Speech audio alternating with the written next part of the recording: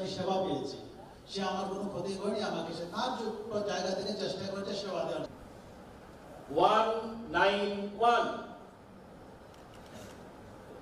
344 5362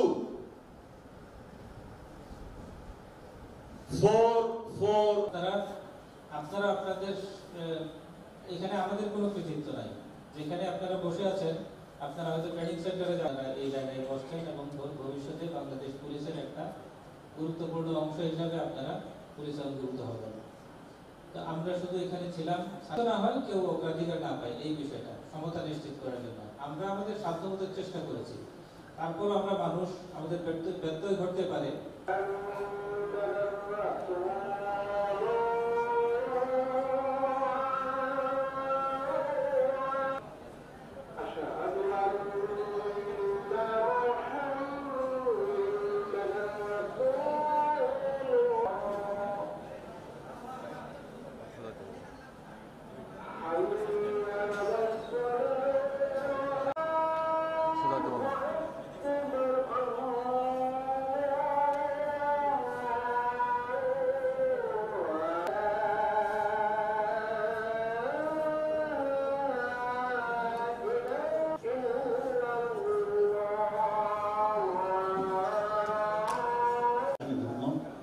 খুবই অভিভূত যে এই জেলাতে যারা পরীক্ষায় অংশগ্রহণ করেছে প্রথম থেকে শেষ পর্যন্ত। আমি সবসময় স্যারকে কনস্টিটিউশন নিয়োগ দেওয়ার জন্য পরীক্ষার দরকার নাই, এরা হচ্ছে ফিজিক্যালি এবং চলাফেরা কথাবার্তা সব জায়গায় একেবারে ফিট। একসাথে আমাদের দেশের যে প্রচলিত নিয়ম, আমাদের নির্দিষ্ট সংখ্যা থাকে, সেই সংখ্যার বাইরে আমরা যেতে পারি না।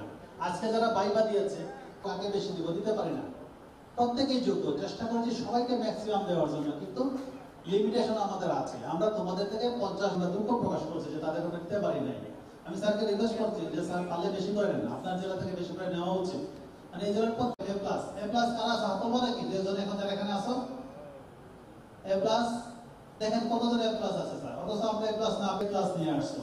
আমি যারা এ প্লাস নিয়ে আসছে এবং যারা অন্য রেজাল্ট জানি প্রত্যেকেই মেধাবী, তোমাদের সবার প্রতি আমি অভিনন্দন জানাচ্ছি।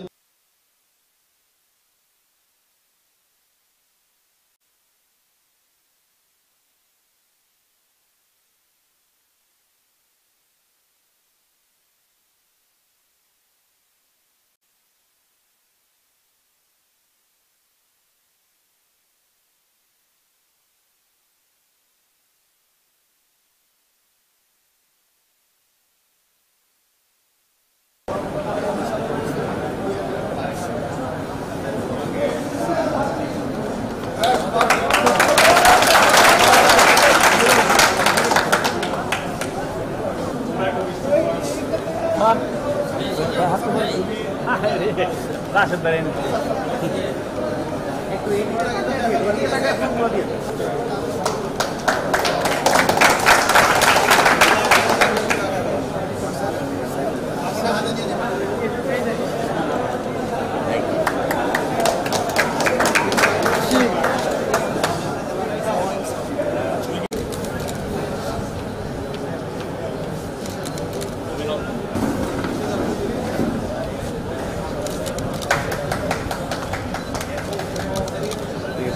একটু আমার মেধা আছে, আমি আরো বড় জায়গায় যেতে পারবো, পড়ালেখা করি। এবং যারা ওইদিকে আসো তোমরা হতাশ হবে না, নিশ্চয়ই তোমরা ডাক পাবো, অনেকেই ডাক পাবো। গেছে যে আপনার এখানে কোনো বিশৃঙ্খল কোনো পরিবেশের সৃষ্টি হয়নি দীর্ঘ এতদিন যে পরীক্ষা হলো স্যার। প্রত্যেকটা দিয়েছেন যেভাবে তাদেরকে ব্রিফিং করেছেন, যেভাবে তাদেরকে প্রশিক্ষণ দিয়েছেন, প্রত্যেকেই সেভাবে কাজ করেছে। আপনার রিজার্ভ অফিস, আপনার আড়াই অফিস সহ আপনার পুলিশের পত্র নজরদারি ছিল স্যার, যেন আপনাকে আমি আবার বিশেষভাবে ধন্যবাদ জানিয়ে স্যার আমি আমার বক্তব্য শেষ করছি স্যার।